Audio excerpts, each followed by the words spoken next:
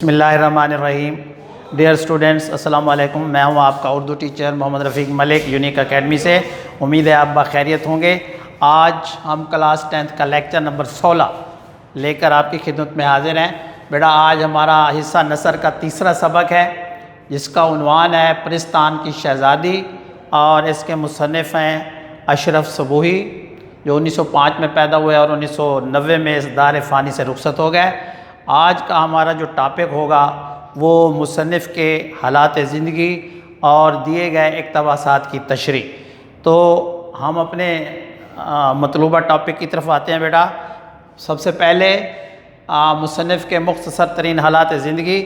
جیسا کہ آپ کو پتہ ہے کہ بھئی MCQs میں معروضی کے اندر 3 سے 4 آپشن مصنفین کے حالات زندگی میں سے آ جاتے ہیں۔ اس لحاظ سے اس کے لیے میں نے مختصر سا خاکہ بنا دیا ہے۔ آپ بھی اس طرح کی اگر سکیچ بنا لیں تو آپ کو اس کو ریوائز کرنے میں، یاد کرنے میں بہت آسانی رہے گی۔ تو اصل نام تھا اشرف صبوحی کا سید ولی اشرف، اصل نام سید ولی اشرف، اور یہ کلمی نام ان کا تھا اشرف صبوحی، اور اسی نام سے آپ جو ہے نا زیادہ مشہور ہیں اپنے کلمی نام کی وجہ سے، اشرف صبوحی کے نام سے، جبکہ اصل نام ان کا سید ولی اشرف ہے۔ آپ جو ہے نا جائے پیدائش آپ کی دہلی میں ہے، دہلی میں پیدا ہوئے، اور سن پیدائش ہے 1905 اور سن وفات ہے 1990۔ اسی طرح آپ کے کار ہے نمایاں جو آپ نے اپنی عملی زندگی کے دوران سر انجام دیے۔ مختصراً محکمہ ڈاک اور تار کی ملازمت کی، اس کے بعد آل انڈیا ریڈیو سے بھی وابستہ رہے، اور اس کے بعد نوکری سے سبکدوش ہو گئے، ریٹائرمنٹ لے لی، اور دواخانہ کے شعبہ مطبوعات سے وابستگی اختیار کر لی، اور آخری دم تک اسی سے وابستہ رہے۔ تو پہچان آپ کی یہ ہے کہ آپ صاحب طرز ادیب ہیں، اپنی نوعیت کے انوکھے ادیب ہیں، اور آپ کی جو تصانیف ہیں وہ دلی کی چند عجیب ہستیاں، نمبر 2 غبار کاروان، نمبر 3 جھروکے، نمبر 4 سلمیٰ اور بن باسی دیوی، اور آخری چند انگریزی کتابوں کے ترجمے بھی آپ نے کیے۔ تو یہ آپ کی تصانیف میں شامل ہیں۔ تو یہ مختصر حالات تھے اپنے مصنف کے، اشرف صبوحی کے۔ اب ہم آتے ہیں، میں نے 4 پیراگراف پرستان کی شہزادی میں سے جو مشہور و معروف ہیں وہ نکال دیے ہیں، ساتھ میں صفحہ نمبر بھی لکھ دیا ہے تاکہ آپ کو ڈھونڈنے میں آسانی رہے۔ تو پہلا پیرا ہے، یہ صفحہ نمبر 29 پر موجود ہے بیٹا۔ جب آپ کتاب کھولو گے تو یہ شروع کی لائن اور آخر کی لائن میں نے لکھ دی ہے، تو آپ کو یہ ڈھونڈنے میں آسانی رہے گی۔ سنا ہے کہ نہایت شریف گھرانے کی بیٹی تھی، یہاں سے لے کر پالکی چلی آ رہی ہے کہ بڑی سرکار نے بلایا ہے، یہاں تک یہ پیراگراف۔ اب دوسرا پیراگراف، ایک دن سردیوں کی رات تھی، یہاں سے لے کر کہانی بھی انڈا شہزادی کی تھی، یہ صفحہ نمبر 30 پر یہ پیراگراف موجود ہے۔ اور تیسرا پیرا، سیدانی وہ قصہ یاد آتا ہے تو کلیجے پر سانپ لوٹنے لگتا ہے، یہاں سے لے کر اور پرستان میں کیوں بستی، صفحہ نمبر 31 کے اوپر یہ پیراگراف موجود ہے بیٹا، وہ آپ کو آسانی سے مل جائے گا۔ اور نمبر 4، اس کی کار سازی کے قربان صدقے، یہاں سے لے کر دنوں کا کام گھڑیوں میں ہونے لگا، یہ پیراگراف آپ کا صفحہ نمبر 35 پر موجود ہے۔ تو اب ہم آتے ہیں پہلے اقتباس کی تشریح کی طرف۔ یہ سیمپل ہے، نمونہ ہے آپ کے لیے، آپ نے اس کے مطابق بقیہ 3 پیراگراف حل کر لینے ہیں تاکہ آپ کا یہ سبق مکمل طور پر تیار ہو جائے۔ تو سب سے پہلے آپ کو پتہ ہے پہلا سٹیپ ہوتا ہے اقتباس کی تشریح کے حوالے سے حوالہ متن، اور اس میں عرض کر چکا ہوں کہ 2 چیزیں ہوتی ہیں حوالہ متن میں۔ سبق کا عنوان وہ ہے پرستان کی شہزادی، اور مصنف کا نام اشرف صبوحی۔ یہ لکھنے کے بعد آپ کا 1 نمبر کمپلیٹ ہو گیا۔ ہمارا دوسرا سٹیپ ہوتا ہے سیاق و سباق۔ اس میں پھر کلیئر کر دیتا ہوں کہ سیاق و سباق ہم نے مختصراً لکھنا ہے کہ اس میں سبق میں مصنف نے کہا کیا ہے۔ جیسے کہ میں نے یہاں لکھا کہ اس سبق میں مصنف نے ایک مغلانی جی کا قصہ بیان کیا ہے۔ مغلانی درزن کو کہتے ہیں، جو عین جوانی کے عالم میں بیوہ ہو گئی، اور یہ اس زمانے کی بات ہے جب دہلی پر مرہٹہ گردی ہوئی، مرہٹوں نے دہلی پر حملہ کیا اور دہلی کی اینٹ سے اینٹ بجا دی، تو اسی دوران جو مغلانی جی تھیں ان کے خاوند بھی اسی میں فوت ہو گئے، تو وہ بیوہ ہو گئیں، اور زندگی کے جو بقیہ دن ہیں گزارنے کے لیے پہلے تو در بدر کی ٹھوکریں کھائیں، پھر ایک فیملی تھی، خاندان تھا میر صاحب کا، انہوں نے وہ گھر میں رہنے دیا تو ان کے ہاں رہنے لگی۔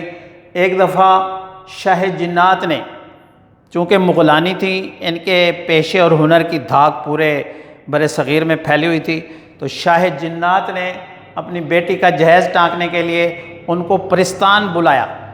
اس طرح مغلانی جی کی زبانی پرستان کے حالات اشرف صبوحی نے کھول کر بیان کیے ہیں، کیسے گئی، وہاں کا ماحول کیا تھا، سب کچھ دیکھا، اور مغلانی جی کی زبانی اشرف صبوحی نے ہم تک پہنچانے کی کوشش کی ہے۔ اب اگلا ہمارا سٹیپ ہوتا ہے بیٹا خط کشیدہ الفاظ کے معنی۔ ہر پیراگراف میں جو بھی آپ کے امتحان میں آئے گا 2 پیراگراف ہی ہوتے ہیں، تو ہر پیرا میں 4 الفاظ خط کشیدہ کر دیے جاتے ہیں۔ وہ 4 الفاظ ہم نے علیحدہ سے نکالنے ہوتے ہیں، ان کے معنی لکھنے ہوتے ہیں، اور اس پیرے میں میں نے یہ 4 الفاظ نکالے ہیں۔ پہلا لفظ ہے برس دن۔ برس دن کا معنی ہوتا ہے 1 سال کا عرصہ، اور رنڈاپا بیوگی، جس کا شوہر مر جائے اس کو رنڈاپا کی زندگی گزارنی ہوتی ہے۔ مغلانی درزن کو کہتے ہیں، یہ پیشہ ہے، اور عزت و آبرو شان و شوکت سے۔ تو اب ہم اس پیراگراف کی تشریح کریں گے، تو میں آپ کو زبانی طور پر چونکہ جگہ کم ہے تو یہاں پر آپ سن لیں اور اس کو فالو کریں۔ طریقہ کار وہی ہے، 4 الفاظ ہم نے اس میں سے مشکل نکال دیے، اس کے علاوہ بھی جو مشکل الفاظ آئیں گے ہم ان کا میننگ ڈال دیں گے اور عبارت کو آسان اور سلیس بنانے کی کوشش کریں گے۔ مصنف کہتا ہے کہ مغلانی جی جو تھیں ان کا تعلق ایک شریف گھرانے سے تھا، اور جب دلی کے اوپر مرہٹہ گردی ہوئی، مرہٹوں نے حملہ کیا تو ان کا خاندان تباہ ہو گیا، اور ان کے میاں اور خاوند جو تھے وہ بھی اسی میں مارے گئے۔ تو یہ اس وقت ان کے بیاہ کو 1 سال ہوا تھا۔ 1 سال کی شادی کے بعد، عرصے کے بعد رنڈاپا آ گیا، بیوگی کی زندگی گزارنی پڑ گئی، اور اس زمانے میں چونکہ شرافت عام تھی اس لیے عموماً خواتین دوسری شادی کرنے کو عیب سمجھتی تھیں، معیوب سمجھتی تھی، گناہ سمجھتی تھی، برا سمجھتی تھی کہ دوسری شادی نہیں کرنی، وہ بقیہ زندگی رنڈیپے میں گزار دیتی تھیں۔ تو مغلانی جی نے بھی یہی کیا، دوسری شادی نہ کی، اور مغلانی جی کا پیشہ اختیار کر لیا، روزی روٹی کمانے کے لیے، پیٹ کا ایندھن بھرنے کے لیے انہوں نے مغلانی جی کا پیشہ اختیار کر لیا، یعنی درزن بن گئیں، درزیوں کا کام شروع کر دیا، اور اللہ نے ان کو فن اتنا دیا تھا کہ اس کی وجہ سے وہ بہت مشہور بھی ہو گئیں، اور ان کا جو بیوگی کے ایام تھے، رنڈاپا تھا، وہ بھی بڑا آسانی سے گزر رہا تھا۔ جوانی تو اس کی عزت و آبرو سے گزر گئی، کوئی ایسا واقعہ پیش نہ آیا جو اس کے لیے پریشانی کا باعث ہو۔ پیسے بھی بڑے کمائے اور ہزاروں روپے انعامات مختلف نوابوں شاہوں سے حاصل کیے، لیکن دل کی کھلی تھی، سخی تھی، کمایا اور کھایا، آیا اور لٹایا، بچت کا نام نہیں تھا۔ دل کی حاتم تھی۔ حاتم یہاں بطور تلمیح استعمال ہوا ہے۔ حاتم طائی تاریخ کے اندر ایک بہت بڑا سخی گزرا ہے، تو جس کو سخی کہنا ہو ہم حاتم کہہ دیتے ہیں کہ تم بھی حاتم ہو بھائی۔ تو طبیعت کی بھی نرم تھی، حاتم طائی کی سخاوت کی طرح مشہور ہو گئی، سخاوت کرتی تھیں، دل بھی نرم تھا۔ اور پرانے شریفوں میں ایک یہی عیب ہوتا ہے، جو پرانے طرز کے شریف لوگ ہوا کرتے تھے ان میں یہ ایک نقص ہوتا تھا کہ وہ وہ وقت کی قدر نہیں کرتے، کہ وقت آج اچھا ہے کل کو برا آئے گا، اس وقت میں جو کمایا ہے اس میں سے بچت کر لیں تاکہ اگلے برے وقت میں کام ہے۔ لیکن انہوں نے کہا کہ سدا ایسے ہی رہنا ہے، وقت کی قدر نہ کی، خدا کی بے نیازی کو بھی بھول جاتے ہیں، اور بنے ہوئے زمانے میں بگڑنے کا خیال بھی نہیں آتا کہ یہی لہر بہر جاری رہے گی۔ لہر بہر کا معنی ہوتا ہے یہی موجیں لگی رہیں گی اسی طرح ساری زندگی۔ سیدانی بی بی اسی غلط فہمی کا شکار ہو گئیں اور بڑھاپے نے آن لیا، یعنی بڑھاپے نے زور کر گیا، بڑھاپا آ گیا، ساری قوتیں جو ہے نا وہ ختم ہو گئیں، طاقتیں جواب دے گئیں، آنکھیں کھلیں، ہوش آیا تو دوسروں کے سارے پر زندگی کے اندھیرے دن پورے کرنے پڑ رہے۔ تو جب بڑھاپا آیا تو پیسے کو محتاج ہو گئیں اور دوسروں کی مدد سے زندگی گزارنی پڑی۔ تو بیٹا یہ اقتباس کی تشریح تھی، میں نے نمونے کے طور پر یہاں کر دیا ہے، تو آپ لوگ بقیہ 3 پیراگراف بما صفحہ میں نے یہاں نوٹ کر دیے ہیں، ان کو آپ بھی نوٹ کر لیں اور اپنی رجسٹر کے اوپر ان کو حل کریں۔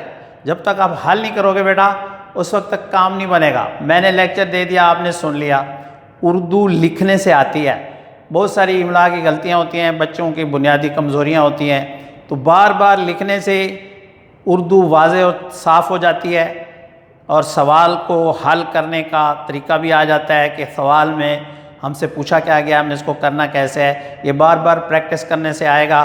امید ہے آپ میری ان باتوں پر عمل کریں گے۔ اپنا خیال رکھیے گا۔ اگلے لیکچر تک کے لیے اللہ حافظ۔